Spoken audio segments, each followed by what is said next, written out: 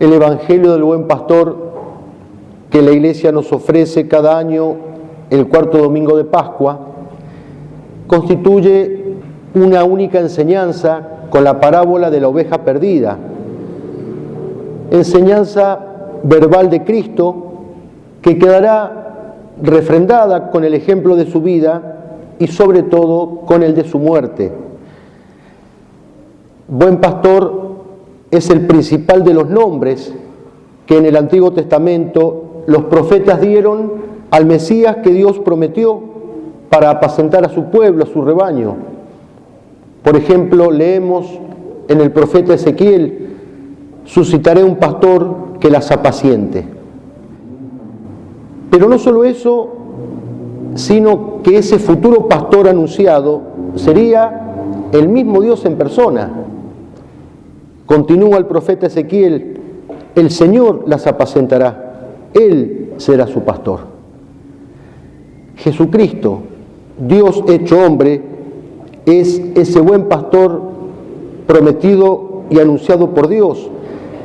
Lo dice expresamente la epístola a los Hebreos: el Dios de la paz suscitó de entre los muertos, por la sangre de la alianza eterna, al sumo pastor de las ovejas, nuestro Señor Jesucristo. Y así se presentó Cristo, dejándonos en el Evangelio una de las mejores definiciones de sí mismo: yo soy el buen pastor.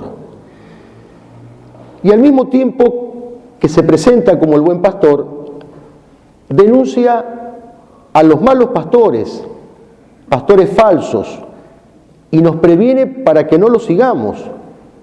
Reprimenda divina que ya estaba presente también en el Antiguo Testamento.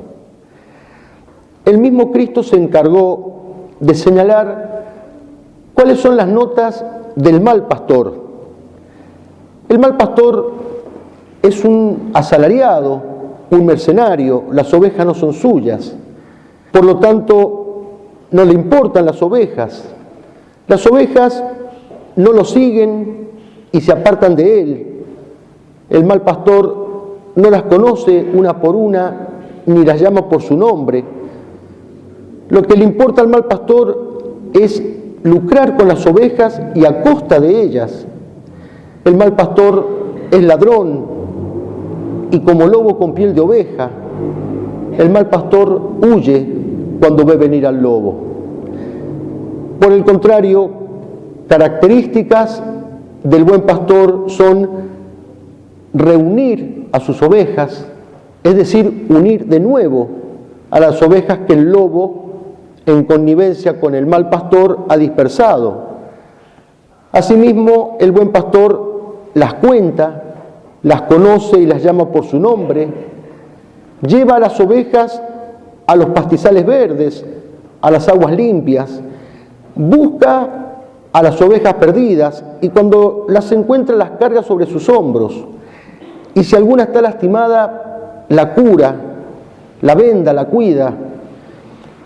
O sea, son varias las notas que caracterizan tanto al buen pastor como al mal pastor. Notas que los profetas habían señalado, pero ninguno de los profetas se atrevió a mencionar la principal característica del buen pastor y por lo tanto la principal diferencia con el mal pastor. Fue Cristo quien la señaló. El buen pastor da la vida por sus ovejas, muere por su rebaño. Cristo es el buen pastor de cada uno de nosotros.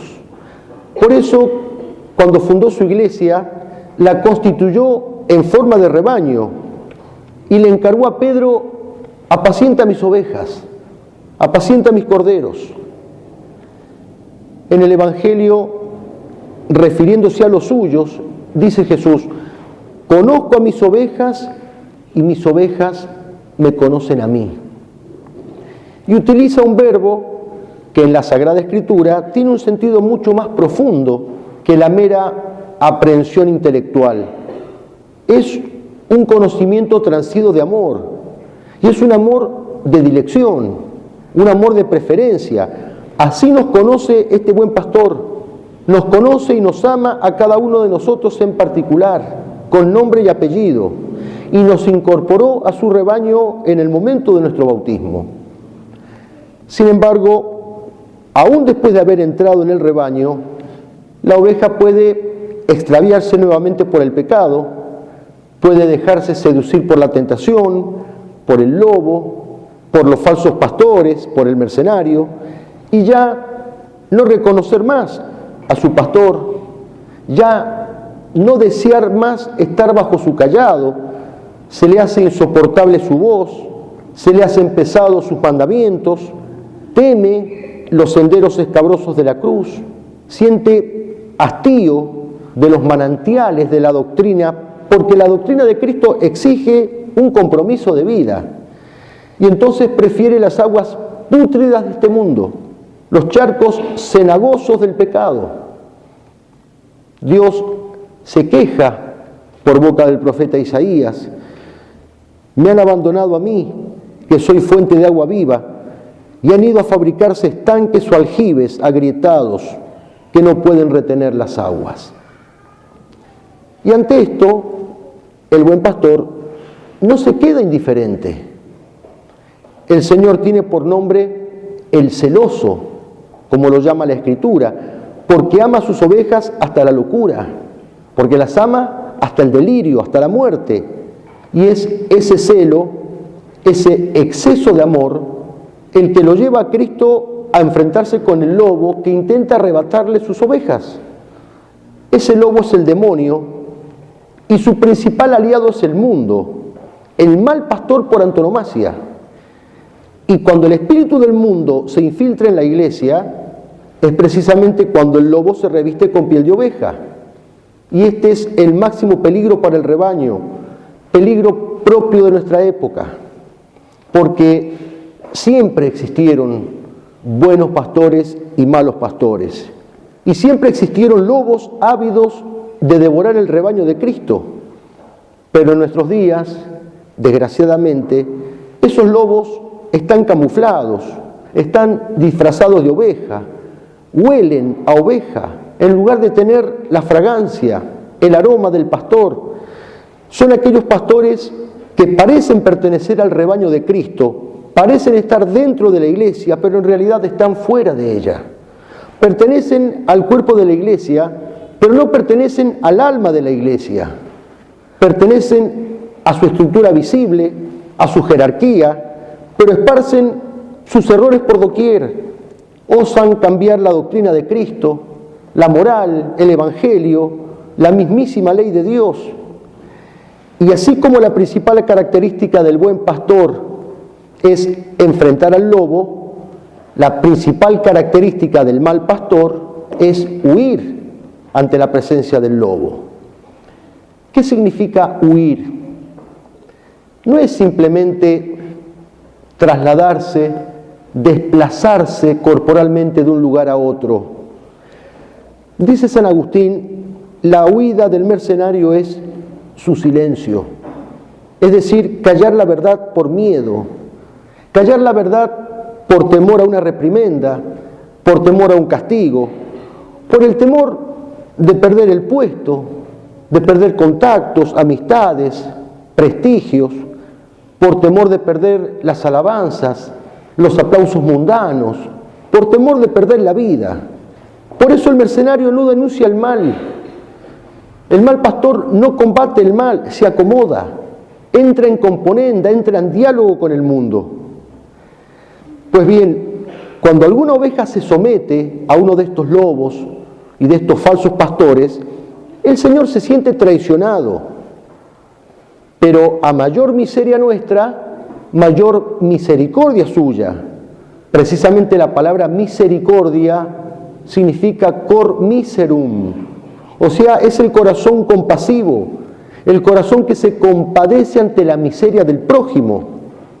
Jesucristo es el misericordioso por excelencia. Él siente nuestra miseria como si fuese suya, como si fuese propia de Él, a tal punto que quiso ocupar nuestro lugar en la cruz. Y esta, decíamos, es la principal característica del buen pastor, dar la vida. Cristo enfrentó al lobo, enfrentó al demonio y lo venció, dando su vida en la cruz por nosotros. Y desde allí se pone en busca nuestra, con su silbo de pastor, llamándonos por nuestro nombre. No seamos sordos a su llamado, como dice San Ignacio de Loyola en sus ejercicios espirituales, en la meditación del llamado del Rey. Dejemos, por el contrario, que Él nos ponga sobre sus hombros. Por supuesto que pecar está mal. Por supuesto que está mal apartarse del rebaño. Por supuesto que está mal irse como el hijo pródigo de la casa paterna. Pero lo peor de todo no es eso. Lo peor de todo es aferrarse a ese mal. Lo peor de todo es aferrarse al pecado, aferrarse al extravío, aferrarse a los abrojos, negarse al retorno, negarse a que este buen pastor nos cargue sobre sus hombros y nos introduzca de vuelta al redil. Eso es lo peor de todo. Cuando el Señor encuentra a la oveja, no le recrimina nada, sino que la abraza y la mima, la carga sobre sus espaldas y la vuelve al rebaño, del cual nunca se debió apartar. En su liturgia de las horas, la Iglesia ha recogido los versos de Lope de Vega. Pastor, que con tus silbos amorosos me despertaste del profundo sueño, tú que hiciste callado de ese leño en que tiendes los brazos poderosos, vuelve los ojos a mi fe piadosos, pues te confieso por mi amor y dueño, y la palabra de seguirte empeño, tus dulces silbos y tus pies hermosos. Oye, pastor, pues por amores mueres, no te espante el rigor de mis pecados, pues tan amigo de rendidos eres. Espera, pues, y escucha mis cuidados, pero ¿cómo te digo que me esperes si estás para esperar los pies clavados? Enseguida nos acercaremos a recibir la Santa Comunión, en la que el buen pastor se hace pasto por nuestro amor.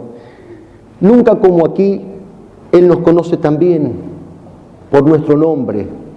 Y nunca como aquí lo conocemos también nosotros a Él por su nombre, así como los discípulos de Emaús, que lo reconocieron, dice el Evangelio, precisamente en la fracción del pan. Que la Virgen Santísima, la Cordera Inmaculada del rebaño de Cristo, nos conceda recibirlo con el mayor fervor de nuestra alma y que nunca nos apartemos del leño salvífico de la cruz, el callado amoroso de nuestro buen pastor. Que así sea.